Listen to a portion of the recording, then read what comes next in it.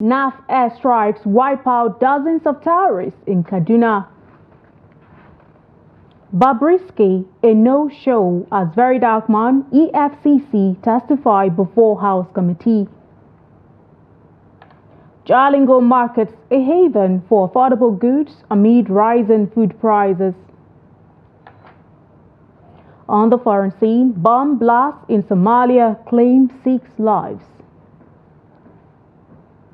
Hello and welcome to the News Hour tonight on Trust TV. I am Aisha Salihu. We begin with matters of security, where the air component of Operation Well Punch of the Nigerian Air Force has destroyed terrorist logistics base at Yadi Forest in Giwa local government area of Kaduna State. A statement by the Deputy Public Relations Officer of the Nigerian Air Force, Group Captain Kabiru Ali, said the operation, which was carried out on Friday, September 27, followed credible intelligence reports indicated a huge presence of terrorists and their weapons cache in Yadi Forest.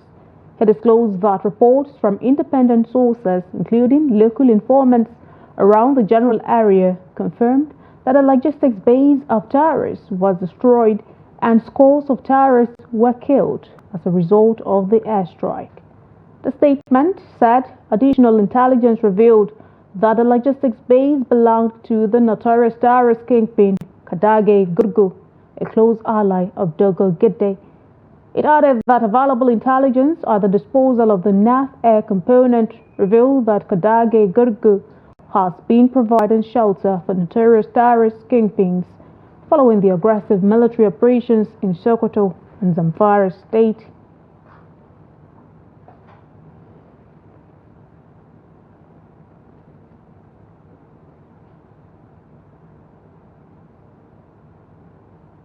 And now joining us via phone to give an update on the incident is Daily Trust reporter Muhammad Yabba.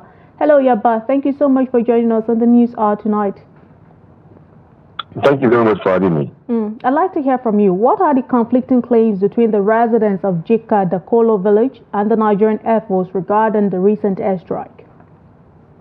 Well, the conflicting people has to do with the first of all, the target, because for the Air Force, based on their statement, they targeted the facility belonging to terrorists, while the residents are saying that most of the people affected were those that were sitting close to the nearby mosque and also a market in the community. That on that very Friday, when the incident happened around 2 p.m. in the afternoon. Now, the issue is that, yes, some of the sources we spoke with around that in Kidenden town, which is just a stone throw from Kidenden, and also the community where the incident happened, that is Jika Kulu, inside the Yadi forest. The residents are saying that, yes, that was a danger zone because the community is located within the territory of bandits, because the bandits are the one controlling that area, that vicinity where the incident happened. And so they are not disputing the fact that, yes, there were bandits around that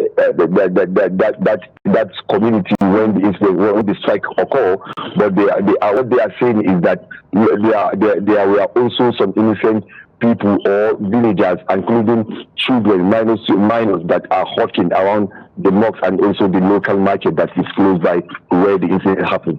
And what we gathered from the villagers is that about 23 corpses were recovered from that incident and also buried within the community by the residents. After confirming or recognizing their relatives, they decided to bury them. So the conflicting issue is that they are not disputing the fact that there were bandits around that community, but there were also villagers, farmers, and children that were among the casualties. Okay, yeah, but thank you so much for clearing that up for us. But then I'd like to know, what then would you say were the alleged targets of the operation?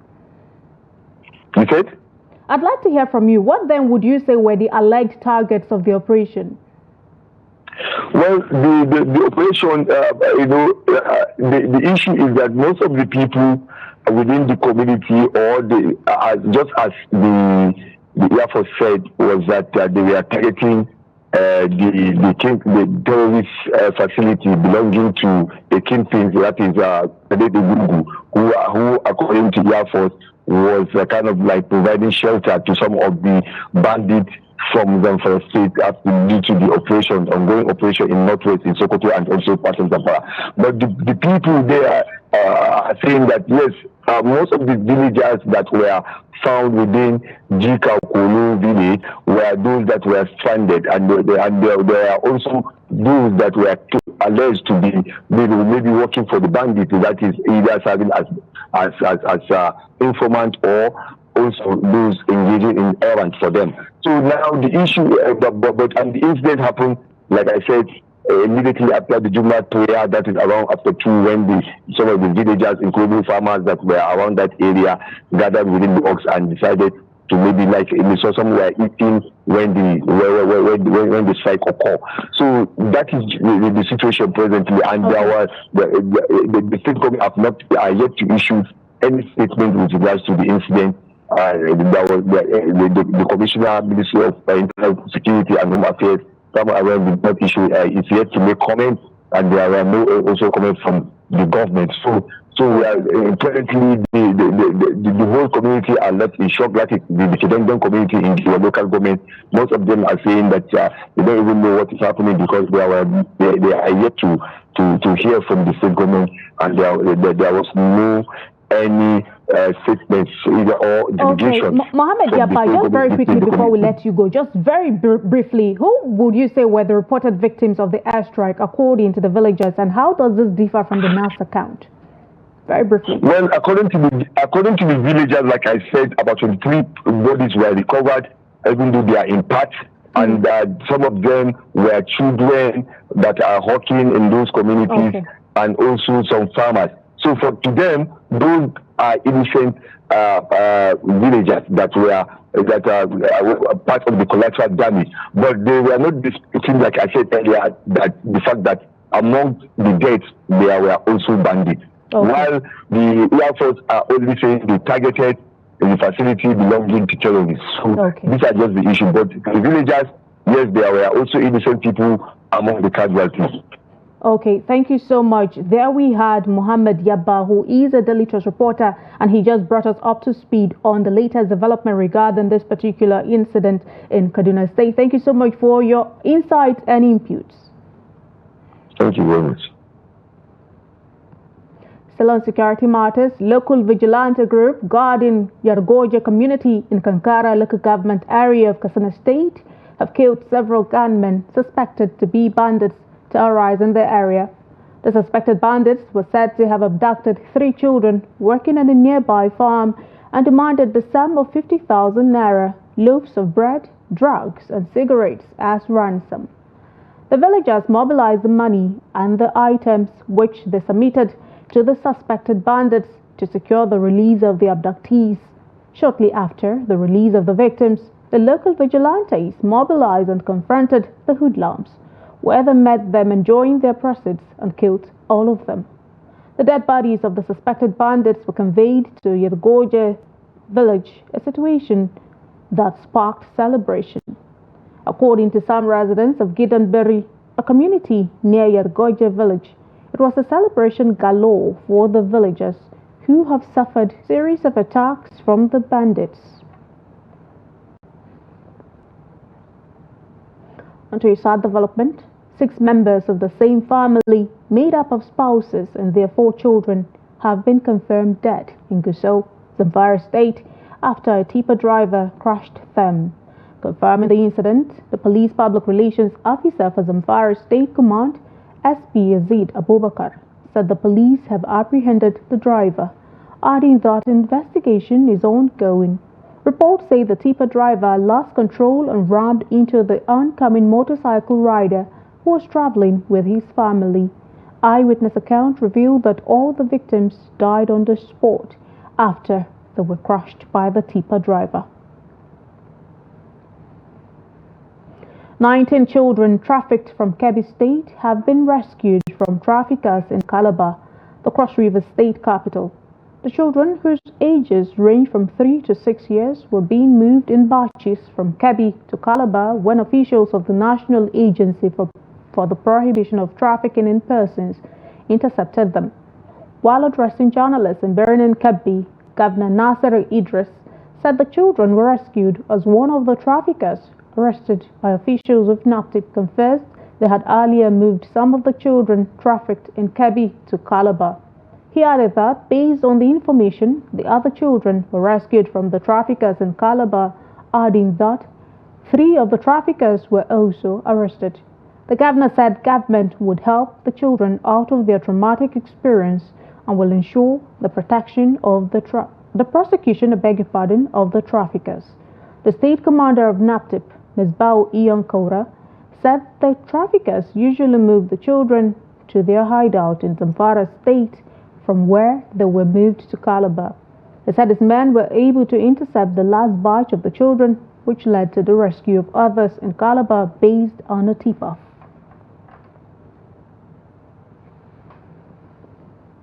Social media influencer Martin Sotsei, popularly known as Very Dark Man, along with his lawyer Deji Adeyanju on Monday, appeared before the Joint House Committee over alleged corruption against the EFCC and the Nigeria Correctional Center. Officials with Kuneye Idris, popularly known as Bobrisky. At the hearing, Bobrisky was, however, absent. The report. Otsai, popularly known as Very Dark Man, insisted on his allegation that he has an audio recording of the conversation between Bobrisky and someone Bobrisky, purportedly demanded 4 million naira from to settle a pressing issue with, which he tendered to the committee along with other documents. The man from my state, he said, if I don't speak, they will move immigration to take me. I'll not mind being I'll not mind. Okay, sorry, please. And also, in the voice notes, Bobrisky said something about the Godfather. So it's obvious that there's a Godfather somewhere that might maybe told him not to come, and then nothing will happen because he has disrespected everybody here by not coming, and you are trying to force me to talk, and you are already throwing a little threat that you detain me. I'll stay in the cell, and this is not my first time, it's not my second time. So I'll go and stay there until it's ready. But for now, I will not say anything. Recall that the Very Dark Man also alleged on social media that officials of the EFCC and the Nigeria Correctional received 15 million naira from the embattled crossdresser to drop money laundering charges against him, which went viral. However, representatives of the 2 government agencies indicted denied the allegation before the committee. For the NCC, they insisted that Bobrisky never left the facility of the correctional services, but was only moved from the medium to the maximum facility. With respect, Mr. Chair, the urgency is that there's a trending story on social media that have attracted the attention of the Controller General, and he has asked me to address that matter. So I have to effect the transfer. Idris Okuneye, popularly known as Bobrisky, was however absent at the hearing, as his lawyer cited illness as reasons for his inability to attend. The committee has, however, vowed to get to the bottom of the matter with the aim of unraveling the truth on the allegation of bribery leveled against the 2 government agencies. So in this case, why did it have to be you to come in and move Bobrisky with your official operational vehicle? It has to be me because I got directives from my Controller General. And in your own assessment, sir, you are an officer. Was there a particular threat at that moment? Because you have still not defined the urgency for us. The committee adjourned indefinitely to allow members study all documents tendered before reaching a verdict on the matter. President Bola Tinubu has sworn in Justice Kudirat Kekereekun as Chief Justice of Nigeria. Justice Kekereekun had been serving as acting CJN until her swearing in on Monday at the State House, Abuja. Kehinde Amodu reports. The Senate had confirmed Justice Kekereekun on Friday, setting grounds for this event. The President is giving assurances that this administration will respect the independence of the judiciary and ensure that the dividing line between all arms of government will not be breached. The new Chief Justice of Nigeria to continue to uphold our reputation of being an ethical, fearless, and honest jurist. The Nigerian judiciary needs a leader with these qualities at this time, and I have no doubt that he will set the pace for others to follow. President Tinubu is congratulating the girl child in Nigeria, explaining that this achievement by Justice Kekere demonstrates that women can pursue any aspiration and fulfill their dreams. It is my administration's full commitment to preserve the sanctity of the judiciary.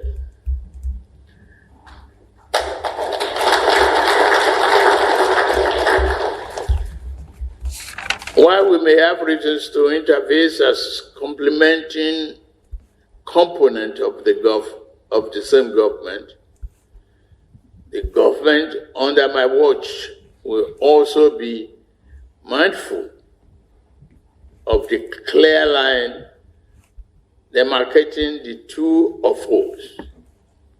We will never interfere or abuse the relationship that exists between us as separate organs of government. Dignitaries at this event have words of advice for the new CJN.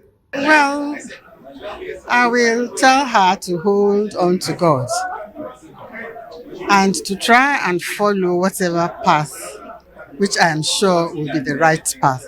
She should follow it. And if at any time she has a problem or a challenge, she should pray over it. And God, seeing that she always follows the right path, will make the situation clear to her. Well, I expect that she should work with other arms of government to ensure that the stability of the polity, and then to make sure that decisions, particularly at the lower level in the Court of Appeal, different divisions, do not bring out different decisions on the same subject matter. It's worrisome. So we should be able to predict. 4 former Chief Justices of Nigeria, including the first female CJN, Justice Aluma Mokhtar, the President of the Court of Appeal, and other heads of the judiciary divisions witnessed the event. From State House, Abuja, Kehinde Amudu, Trust TV News. President Bola Tinubu will make a nationwide broadcast on Tuesday, October 1, 2024 at 7 a.m. The broadcast, according to a statement by the Special Advisor to the President on Information and Strategy, Bayo Onanuga, is part of activities to commemorate the 64th independence anniversary of the nation. Television, radio stations, and other electronic media outlets are enjoined to hook up to the network services of the Nigerian Television Authority and the Federal Radio Corporation of Nigeria for the broadcast.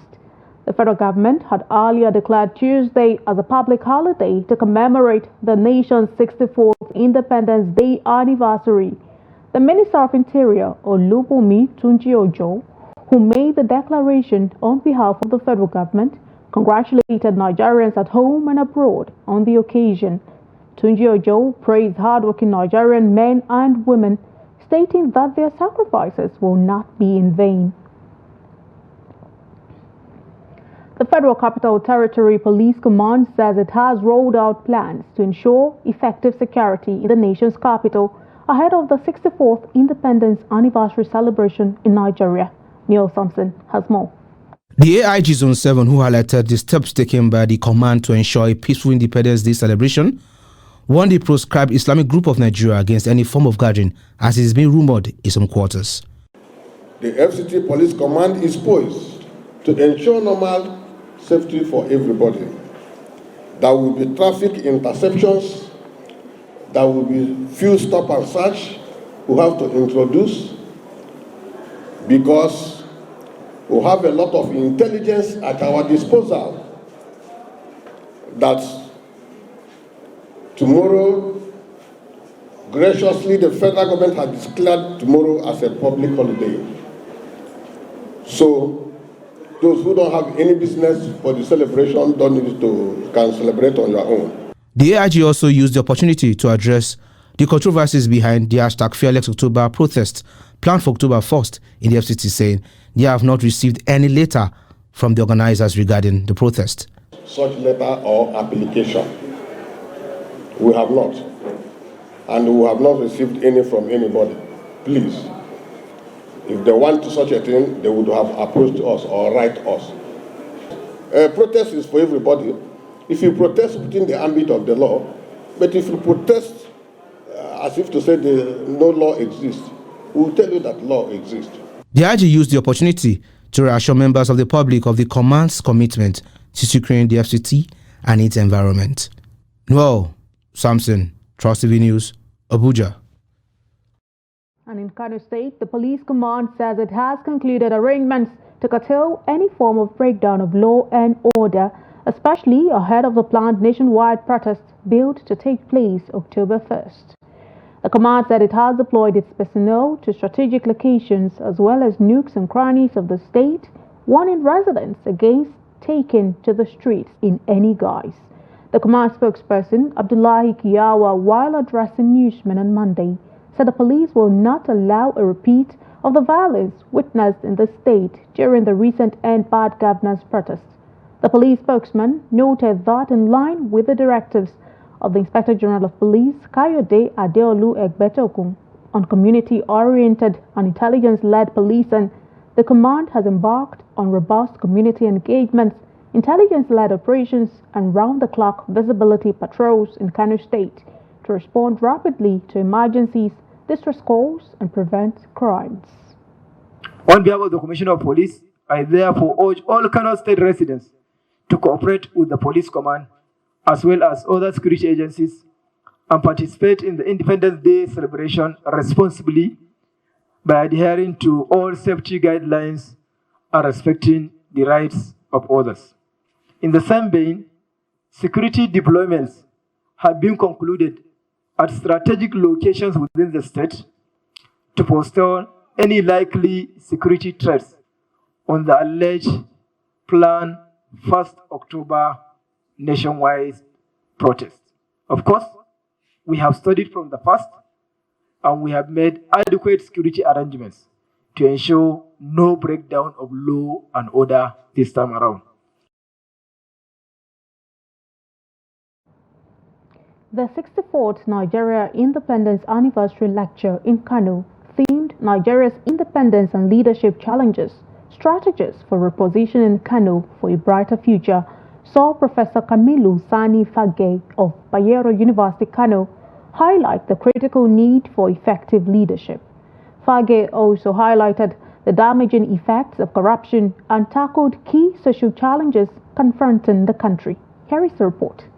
The 64th Nigeria Independence Anniversary Lecture in Kano kicked off with fanfare as esteemed scholars, community leaders and students gathered to tackle pressing national issues and chart a way forward for Kano.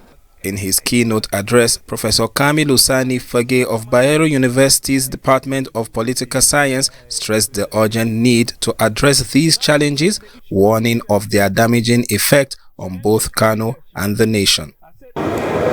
On the eve of our independence, there were high hopes that Nigeria, India, and Brazil will be the fastest developing countries in the world because of their natural endowment that God has given them.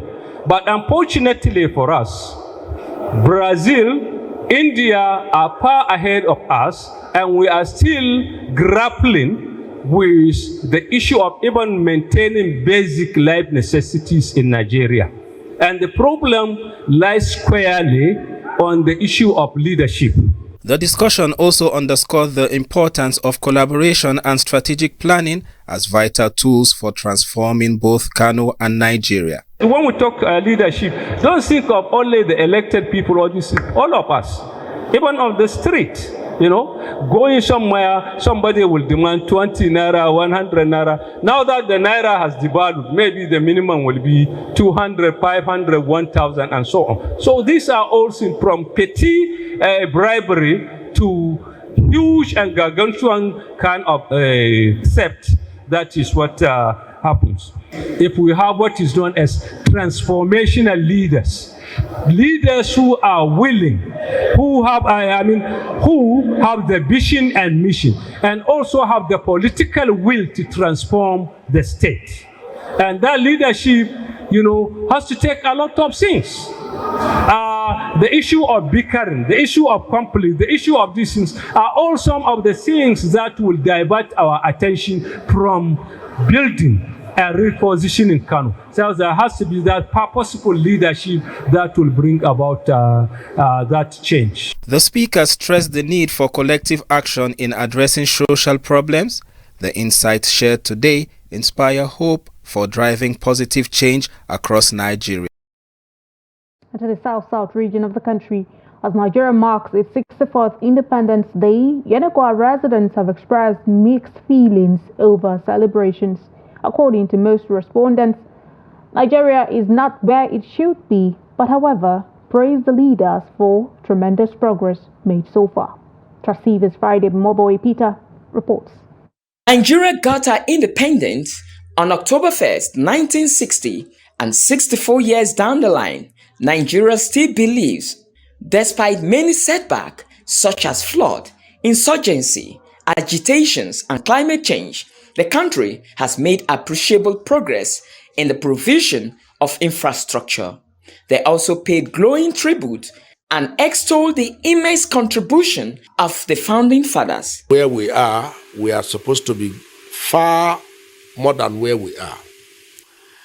The purpose of our freedom fighters that ensure that Nigeria must be together, their reasons, their purpose has been defeated. This is not what they dreamed for. The likes of Nnamdi Azikiwe, Bafemi Awolowo, and all that you can call. While we agree that they worked so hard for the creation of the state and for the advancement of the state, some of them also worked very hard to keep us the way we are. It's just unimaginable that we have gotten to where we are today as a country. At 64, we should be close to an advanced nation, but rather we have retrogressed beyond even a third world country. That is the situation we are in. These men you just mentioned were great men that met well for this country called Nigeria. In their days, they were tall, they were respected all over the world. Wherever they go, they know these people are Nigerian. But for some political pundits, the country needs rebate that will accommodate all divergent interests and creates a room that will address the plight of the common man. In the then days, we are talking of farm. Cocoa was in the south, in the north there was groundnuts, in the east there was even coal. And these things were used in developing Nigeria. But today, everybody fall back to the oil from the Niger Delta. We all wait for the revenue from the federal. But whereas it comes from the Niger Delta, the oil wealth is what everybody is looking at to survive in Nigeria. That is why we cannot move forward. If all of us can look deep into what we produce in Nigeria, what we have in our various states, to tap into those resources, God-given resources, Nigeria will not be where we are today. People were also producing, the Meslin was in Port Harcourt, where they were producing tires. Today, there is no place in Nigeria they are producing vehicle tires. So, when you are only a consumer without production, you can't move forward. Nigeria has faced agitations for self-determination from many socio-cultural groups. Analysts, however, believe that the best way is move on as one indivisible entity. From Yenagoa, Friday, Ibimobowe Peter, Trust TV News. This is the News Hour on Trust TV, still in the news. Jalingo markets a haven for affordable goods amid rising food prices. We'll bring you details of this story and more after the break. We'll be right back. Welcome back and thanks for staying with us. Let's have another look at some of our top stories. We told you that NAF airstrikes wipe out dozens of terrorists in Kaduna State. Bobrisky, a no-show as Very Dark Man, EFCC testified before House Committee. And now moving to other stories. Security at the Edo State Government House has been beefed up following reports that Philip Shaibu is plotting to resume office as Deputy Governor. Reports say on Monday morning, visitors and civil servants were seen trekking long distances to their destinations after parking their vehicles by the roadside. It was observed that only security vehicles had unhindered access to Osadebe Avenue. A civil servant said they were surprised to see heavy security in and around the government house. The Edo House of Assembly had impeached Shaibu at the height of his rift with Governor Godwin Obaseki. However, he challenged the impeachment in court, saying the lawmakers did not give him fair hearing. A federal high court in Abuja, presided over by Justice J.K. Omotosho, had annulled the impeachment and ordered reinstatement of Shaibu, but the government failed to comply with the order, saying it had filed a stay of execution.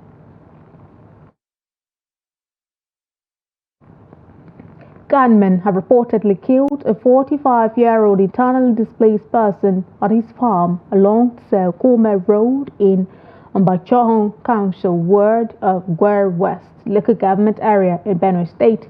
The deceased, Tali Tioso, a native of Gerbe in the same Mbachohnu Council, was said to have been displaced from his village before taking shelter at the Agagwe IDP's camp in Gwer West local government area with his family. A former Agagwe IDP camp manager, Iba Jacob, said Tioso was attacked by the gunmen believed to be armed infiltrators on Sunday about 2 p.m. while he was working on the farmland alongside his second wife. He quoted the deceased second wife, Mrs. Tioso Dorcas, as saying while she and her husband were working at the farm, about 10 armed strange men suddenly appeared carrying guns and cutlasses. According to Dorcas, the men began shooting at her husband and chasing him, adding that when he eventually fell, they used their cutlasses to mutilate his body. The corpse of the deceased has been recovered, according to the ex-camp manager, and brought to the Agagwe camp where his family is sheltered. The Benue State Police Command is yet to issue a statement on the incident. The kidnapped coordinator of the Benin zone of the Academic Staff Union of Universities, Professor Monday Lewis Igbafen, has escaped from his abductors barely 24 hours after the abduction. The Ambrose Ali University Ekpoma lecturer was abducted by gunmen on Saturday, September 28, 2024 at 10 p.m. while driving into his residence at Ekpoma. The former AAU ASUU chairman was said to have been blindfolded by his abductors, who took him to a forest in Esan South East local government area of the state. A colleague of the ASUU Benin Zonal Coordinator, who spoke on condition of anonymity, said Igbafe escaped from his abductors on Sunday night. The public relations officer of the Edo State Police Command, Moses Yamo, also confirmed the escape of the university lecturer from the kidnappers' den. Meanwhile, the Academic Staff Union of Universities has threatened to embark on strike after 14 days, saying successive governments have treated academics in the country unfairly. Speaking on Monday in Uyo during a press conference, the chairman, ASUU Calabar Zone, Happiness Udok, who spoke on behalf of the chairpersons of Abia State University, Akwa Ibom State University, Ebonyi State University, Federal University Ndufu Alike, University of Cross River State, and University of Calabar and University of Uyo, said the union has exhausted all options to get government to keep to its promise to the union. Uduk explained that government's failure to implement contents of several memoranda of understanding and action between 2013 and 2022 have hindered access to industrial harmony in public universities. She stated that though renegotiations have lingered for over 7 years, government has refused to own the said document and implement the contents, adding that efforts to get the government of President Bola Tinubu to adopt and implement the said agreement have been frustrated. Concerned Nigerians on Monday gathered once again at the Lagos State House of Assembly, Alausa, in a peaceful demonstration to demand justice for the late singer Mohbad Ilerioluwa Oladimeji Aloba, a year after his tragic death. During the protest, they urged authorities to hasten the police investigation into the case to ensure that the matter is brought to a logical conclusion. The report. It was another chapter in the ongoing inquest into the death of Nigerian artist Mohbad, as protesters bearing placards and banners voiced their frustrations while calling for clarity and answers to questions about the unresolved circumstances surrounding the artist's passing. The demonstrators converged at the Lagos State House of Assembly, urging authorities to expedite the investigation into his untimely death. They emphasized the need for a thorough inquiry, believing that those present during the incident owed vital information that could illuminate the circumstances surrounding Mohbad's death. The protesters made it clear that while they recognize the efforts of the police, they seek the support of the Lagos State Assembly to ensure that the investigation is conducted swiftly and transparently. On the 11th of September, yes, which exactly was a year that he had passed, and we have not gotten the justice that we are desiring. And so we are here at the House of Assembly, Alausa in Ikeja, to also say that we are still on what we are asking and desiring: justice for Mohbad. What killed him? We are seeking for justice, that we want to know the cause of the death of this guy. What is the cause? That is the question we are asking. So we are begging everybody in our government to please rise up. Let's know what killed Mohbad. 15 people that are inside that apartment should be called up for investigation, because they have a lot to answer as Mohbad's death. The majority leader of the Lagos State House of Assembly, Nohim Adams, who addressed the crowd, thanked them for their orderly conduct and that their letter, which outlined their demands, would be submitted to the leadership of the House for immediate consideration. Because what we want in our state is a peaceful coexistence, an egalitarian society where everybody will live and be happy and be secured. That is why we are here, to serve you. And we appreciate you that you are coming to the Lagos State House of Assembly. We are the representative of the people. So be rest assured, you have been heard, and necessary actions will be taken. We will communicate necessary contacts. I will communicate to the leadership of the house, and necessary actions will be taken. So we appreciate you for coming. And please, anytime you want to protest, we will like this peaceful protest. Thank you. As the investigation continues, the protesters' call for accountability grows louder. While insisting that justice must be served, they vow to persist in their demands until all the unanswered questions surrounding Mohbad's death are addressed.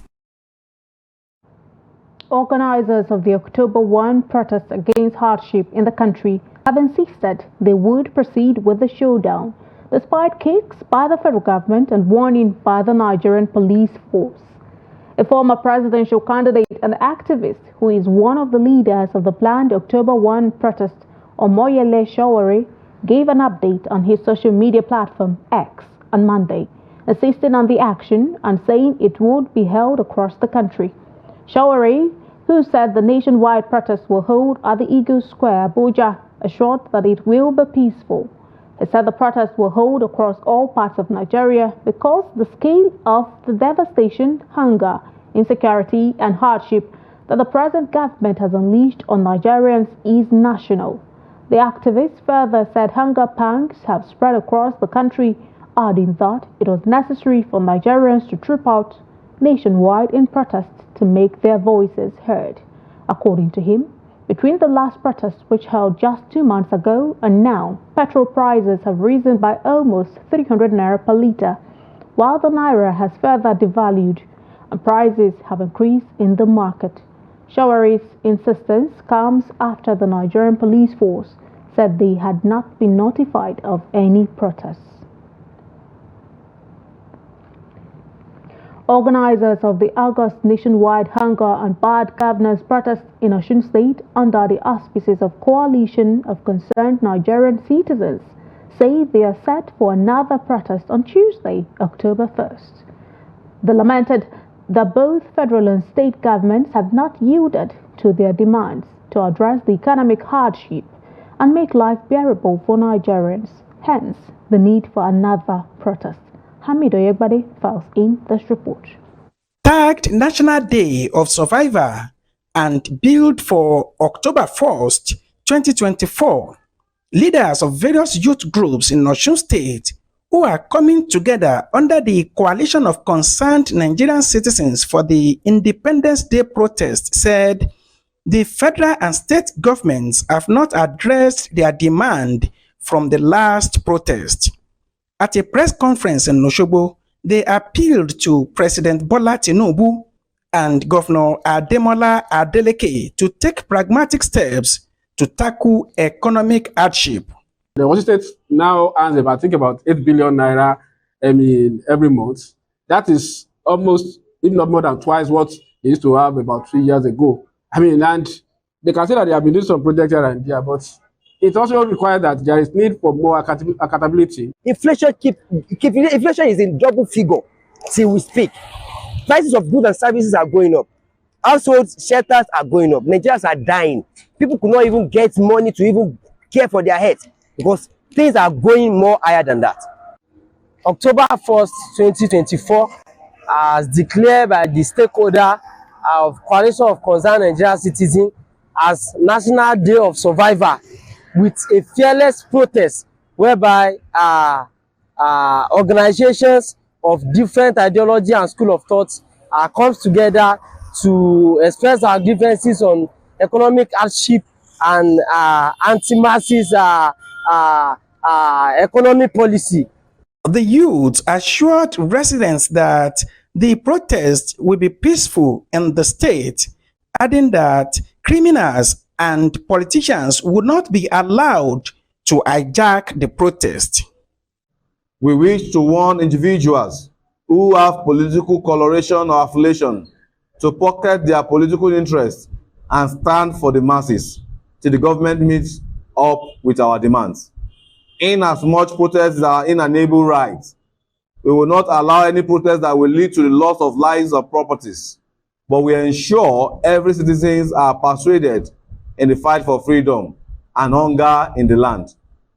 Meanwhile, despite the assurance of peaceful protest by the organizers, residents are apprehensive and have charged security operatives to be at alert. Hamid Oyegbade, reporting for Trust TV.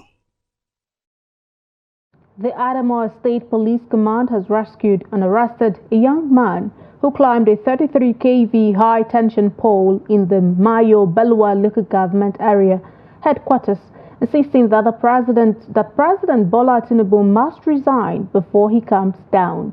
It was gathered that the incident happened on Friday morning on the market day of Mayo Belwa, with the young man insisting that he would not come down until Tinubu vacated the presidential villa. The police command said it engaged the services of the locals in the area, who finally convinced the man to come down on Saturday night. The spokesperson of the command, SP Suleiman Nkurje, who confirmed the incident on Sunday evening, said the man is in protective custody at the Criminal Investigation Department. Nkurje added that it is the constitutional duty of the police to protect lives and property, adding that when any individual wants to take his life, he will face the full wrath of the law.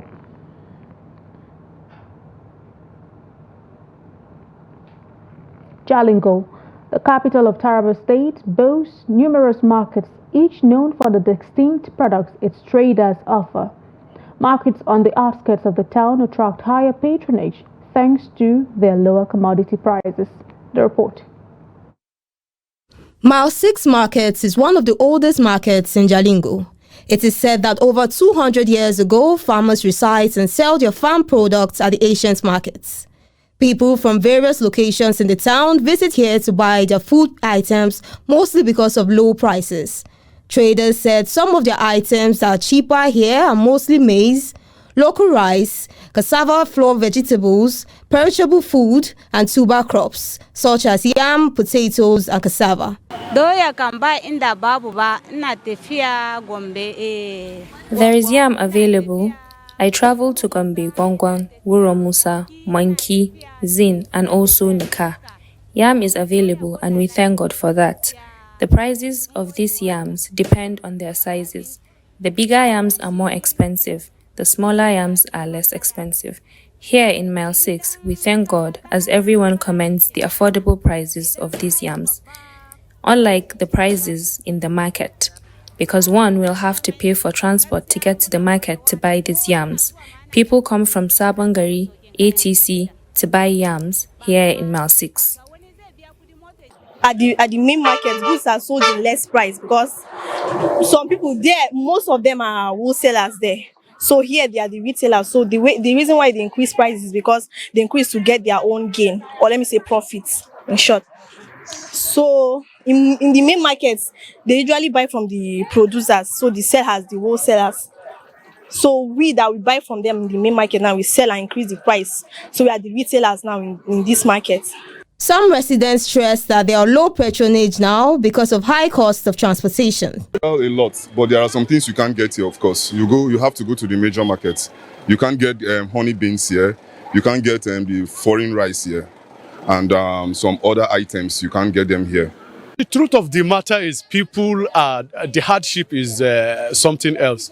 So if there is any way government can, try and consider the masses. Wheelbarrow will charge us for carrying it from inside the market to where you get machine.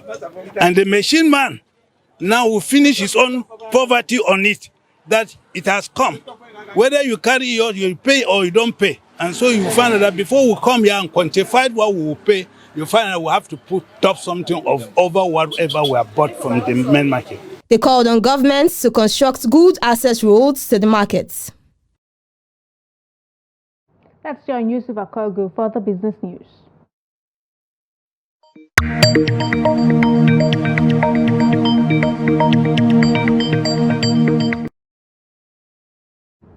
Time for some business stories. Nigeria's imported bills on used vehicles, popularly known as Tokumbo, falls by 83% year-on-year to 138.62 billion naira in the first half of the year, from 819.15 billion naira in 2023. On a quarter-on-quarter breakdown of the National Bureau of Statistics commodity price indices and terms of trade report for the review period show that in Q1 2024, no used vehicles was imported compared to 69.23 billion naira worth of used vehicles that were imported in Q1 2023. NBS noted that the used vehicles were imported mainly from the United States of America. The federal government had introduced a new set of taxes on imported vehicles, among other things. The new levy is in addition to the 35% import duty and 35% levy being paid by importers of vehicles. The Manufacturers Association of Nigeria, MAN, has called on the federal government to focus on attracting foreign investment that aim at boosting local productivity. The MAN also acknowledged that the early result of the Government Accelerated Stabilization and Advancement Plan (ASAP) is encouraging. In a statement, the Director General Shegun Ajayi Kadri commended President Bola Tinubu for tasking the economic management team to come out with the plan, but admonished that a plan itself does not deliver. According to him, diligent, unrelenting, and focused implementation are required to achieve the desired objectives. He said the relevant structures of government needs to be activated and charged to put speed to action with consequences for non-delivery within set timelines. NGX opened the week trading in green as medium-capped equities record gains. Leading the gainers today is AfriPrudential. It gained 10% to close at 9 naira and 90 kobo per share. Abe Microfinance Bank also gained 10%. It closed at 2 naira and 75 kobo per share. NSL Tech also up on the gainers table, 10% it gained, and of course the share price there ended 66 kobo per share at the close of business this Monday. Of course, this has pushed up the market upward by 0.06%. Volume of trade 1.85 billion shares they were traded, valued at 111.41 billion naira in the days of 10,378 lead exchanges among investors. Of course, the ASI is still below 100,000 basis point there. But looking at the top trading equities by volume, Guinness Nigerian PLC leader table 1.3 billion shares traded there. Japan Gold 182.75 million shares, and of course UBA 45.20 million shares traded today. Of course, some equities ended on the losing side of the market. Elalik leader table 9.96% down to close at 4 naira and 43 kobo per share. Nimet, an insurance company, down 9.81%, close at 1 naira and 93 kobo per share. Of course, Academy there from the printing press, they're down 9.78%, close at 2 naira and 86 kobo per share there. And that's the highlight of stock trading as it went down this Monday on the floor of NGS. Let's see the global stock market and exchange rate data for today.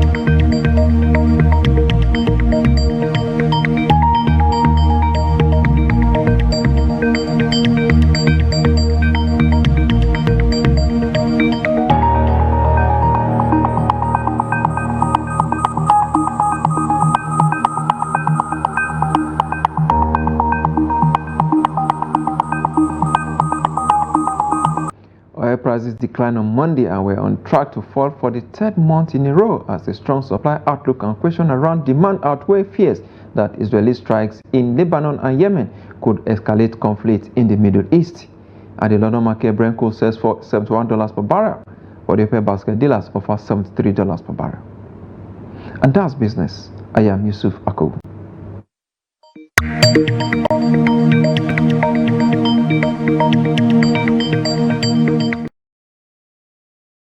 Thank you, Yusuf Akogo, for the business news. And to a sad development away from Nigeria, at least 6 people were killed and 10 injured on Saturday by bomb explosions in Somalia's capital, Mogadishu, and a town in the country's middle Shabelle region. It was not immediately clear who had carried out the attacks, although Islamist militant group Al-Shabaab frequently orchestrates bombings and gun attacks in Mogadishu and elsewhere in the Horn of Africa country. The blast in Mogadishu involved a bomb raid car that was parked on a road near the National Theatre in Mogadishu, about 1 kilometer away from the president's office. It detonated, killing 5 people and injuring 7. A policeman at the scene, who asked not to be named because he was not authorized to speak to the press, told Reuters. The casualty figure were confirmed by another policeman in the area. In a separate incident, a bomb planted in a livestock market in Johar City in Somalia's Middle Shabelle region killed 1 person and injured 3 other civilians. Al-Shabaab has been fighting for years to topple Somalia's central government and establish its own rule based on its strict interpretation of Islamic Sharia law. It's time now for the sports news with Emmanuel Fashemi.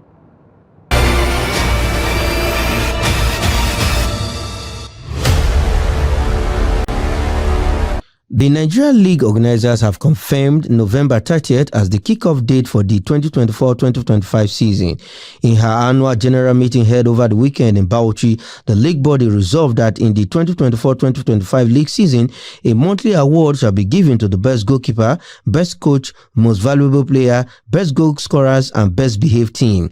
It also resolved that there will be 4 conferences of 36 clubs format of 9 teams each in Group A to D of the conference for the new season. The NNL said 4 matches will be decided in match day 1 of the league, adding that only stadia that meets the required NNL stadium facilities criteria shall be approved for the 2024-2025 league season. Gombe United, who were relegated from MPFL last season, will play Wiki Tourists, with Ijele FC facing Zamfara United as Mighty Jets FC confronts Barra FC. Adamawa United will lock horns with Abuja-based team Melenteki KFC. Nigeria's under-17 women's team Flamingos head coach Bankole Olookere has named captain Taiwo Afolabi and forwards Harmony Chidi and Peace Effiong in his 21-woman list for this year's FIFA Under-17 Women's World Cup finals in the Dominican Republic. The clinical Chidi scored 13 of the team's record-setting 25 goals in the qualifying series as the bronze medalists from last edition of the championship in India stormed their way past Central African Republic, Burkina Faso and Liberia in the continental campaign. Petite midfielder Afolabi will lead the midfield alongside Faridat Abouahab, Shakirat Mushood, and Ayomide Rotimi, while first-choice goalkeeper Christiana Uzoma will have Sylvia Echefu and Elizabeth Boniface pushing her to her best all the time. Taiwo Adegoke leads 6 other defenders, with Harmony Chidi leading 6 other forwards, including Peace Effiong. Nigeria will compete in Group A of the 16-nation finals alongside host nation Dominican Republic, Ecuador, and New Zealand. The delegation of Flamingos will depart Nigeria on Tuesday, 1st October, for a 2-week training tour in Santo Domingo, capital city of the Dominican Republic, ahead of the commencement of the tournament. The complete squad has goalkeepers Christiana Uzoma, Elizabeth Boniface, and Sylvia Echefu. Defenders are Priska Nwanchuku, Joma Adebayo, Taiwo Adegoke, Rokibat Aziz, Hannah Ibrahim, Vivian Ekezie, and Olalade Isiaka. Midfielders include Taiwo Afolabi, Faridat Abouahab, Shakirat Moshood, and Munat Rotimi. Forwards are Ogenemero Oburute, Harmony Chidi, Kudirat Arogundade, Ramotalahi Karim, Aishat Anima Shaun, Peace Effiong, and Blessing Ifitezue. And that is sports. I am Emmanuel Fashimi.